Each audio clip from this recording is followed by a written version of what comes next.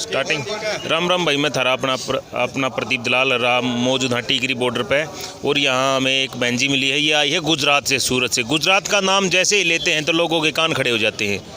क्यों खड़े हो जाते हैं कि गुजरात मॉडल को पूरे देश में लागू करने के लिए पर हमारे प्रधानमंत्री जी ने बोला था, और भी बोल रहे हैं कि भाई गुजरात में अच्छा विकास हुआ है।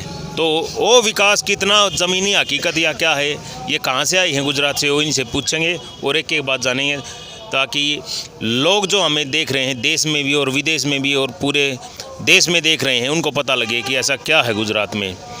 नमस्कार जी। जी नमस्ते। पहले अपना नाम बताइए और कहाँ से और किस ज़िले से आए हैं आप? मेरा नाम पूजा है। मैं सूरत गुजरात से आई हूँ। तहसील कौन सी है आपकी? सूरत प्रॉपर सिटी। अच्छा, सिटी से आए हो जी। तो ऐसा क्या खास है गुजरात में जो इधर हरियाणा में नहीं है और पंजाब में नहीं है और बाकी स्टेटों में नहीं है? खेती से, खेती में सिमिलर है गुजरात। ऐसा कुछ स्पेशल नहीं है जो गुजरात, मतलब खेती के लिए गुजरात मॉडल की कोई बात नहीं होती है। शायद लोगों को भ्रम है कि खेती के लिए गुजरात मॉडल फेमस है। लेकिन थोड़े दिन पहले कुछ गुजरात से आए थे तो हमने उनसे भी बात की थी। वो बोल रहे थे कि कच्छ और भुज साइड जो है उधर खेती, पानी की बड़ी ज़्यादा परेशानी है उधर। हाँ, पानी की परेशानी सिर्फ कच्छ और भुज में ही नहीं है। खुद मोदी जी जहाँ महसाना के, वहाँ पे भी पानी की कमी है। जिस डिस्ट्रिक्ट से मोदी जी है वहाँ भी पानी की कमी है। तो फिर गुजरात मॉडल जो इंडस्ट्री के लिए बोल रहे हैं या खेती जो गुजरात मॉडल है वो इंडस्ट्रीज के लिए है। तो वहाँ विकास कराया है प्रधानमंत्री जी ने?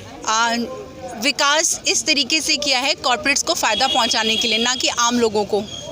आपने टाटा नैनो सुना होगा, उसके अंदर लोगों को बहुत ज़्यादा नुकसान हुआ है। लेबर लॉ इम्प्लीमेंटेशन ठीक से होता नहीं है वहाँ पे।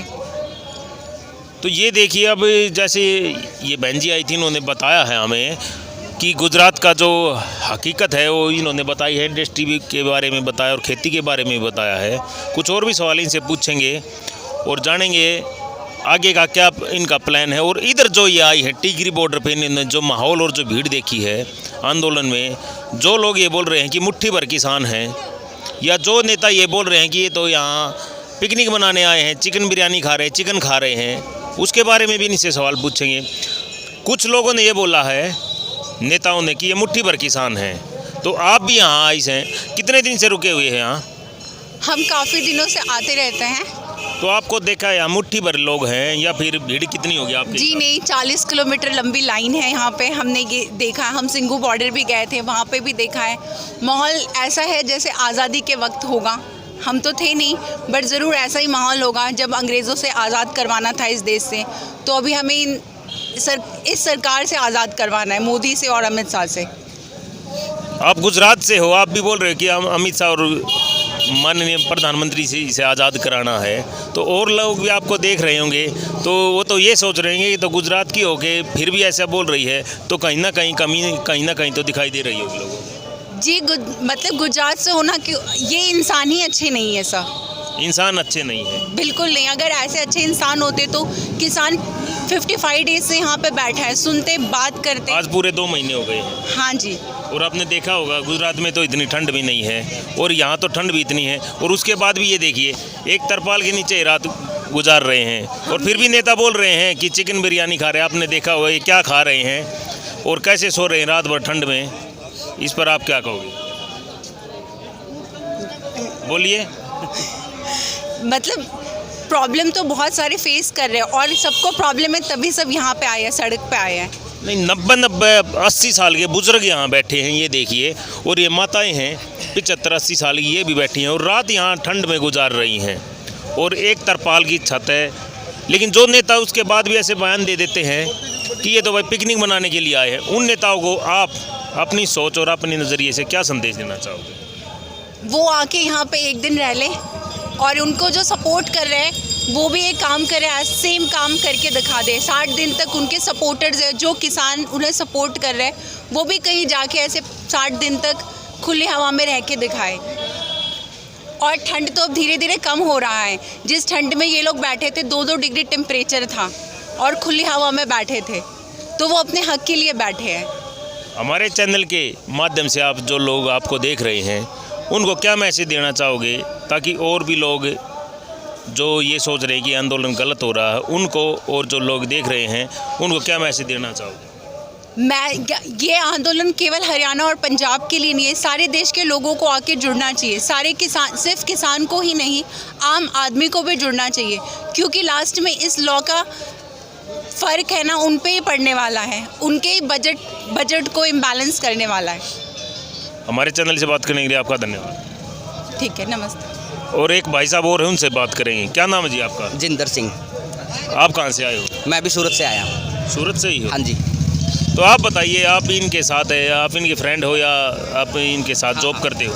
नहीं, हम दोनों दोस्त हैं। दोस्त हैं। हाँ। तो आप भी गुजरात में ही रहते हो, आपको गुजरात और हरियाणा और यहाँ के आंदोलन में कितना अंतर लग रहा है? ये हरियाणा से पहली बात तो क्या है कि वहाँ की ज्योग्राफी और हरियाणा की, पंजाब की ज्योग्राफी अलग है। जैसे हम जो यहाँ पर हम फसलें बो रहे हैं, वो उस तरीके से वहाँ पर नहीं बोई जाती। भारत सरकार 23 फसलों पर MSP दे रही है, लेकिन 23 फसलों में भी धान है, गेहूं है, उसी पर MSP दिया जा रहा है, और वो भी हमारे एरिया में ही।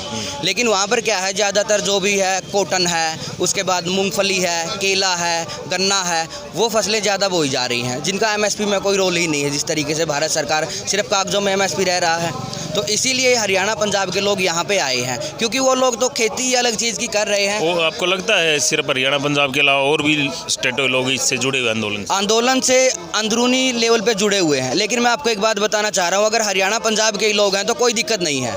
आज़ादी की लड़ाई में भी सब लोग थोड़ी थे।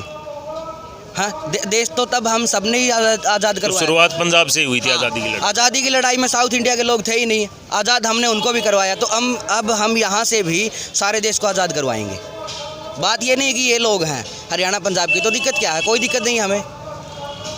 तो अभी आपका ने देखा होगा, यहाँ मुट्ठी भर लोग बता रहे थे, अभी आपने देखा कितनी लंबा जाम और कितनी भीड़ है। मुट्ठी भर लोग होते ना तो सरकार 10वीं बार बुलाती ही नहीं, क्योंकि सरकार ने सब तरीके के काम करके देख लिए। ये खालिस्तानी हैं, ये आतंकवादी हैं, ये नक्सली हैं, ये तो कुछ ही लोग हैं। अगर ऐसा होता, आप खुद सोचिए, अगर 10-20 लोग होते, सरकार 10 बार बुलाती क्या?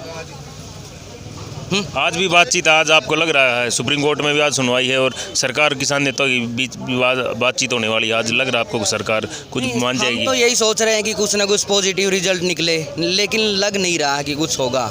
अभी हो सकता है कि 1-2 महीना और आगे खींचे, 1-2 महीना और आगे की। सुप्रीम कोर्ट की में भी आज सुनवाई, उधर से कुछ निकल के आया, उम्मीद है? पहली बात तो क्या है कि सुप्रीम कोर्ट की मैं एक बात बताऊं, सुप्रीम कोर्ट की अथॉरिटी नहीं है इस पॉलिसी मेकिंग में, क्योंकि सुप्रीम कोर्ट का काम सिर्फ ये है कि ये कानून सही है या गलत, उस पर बात करना। अब ये कानून को लागू करने से रोक दो, ये सुप्रीम कोर्ट की अथॉरिटी में ही नहीं आता है, क्योंकि पॉलिसी मेकिंग होता सरकार का काम। हम सरकार से बात कर रहे हैं, सुप्रीम कोर्ट को तो ना तो किसानों ने बुलाया।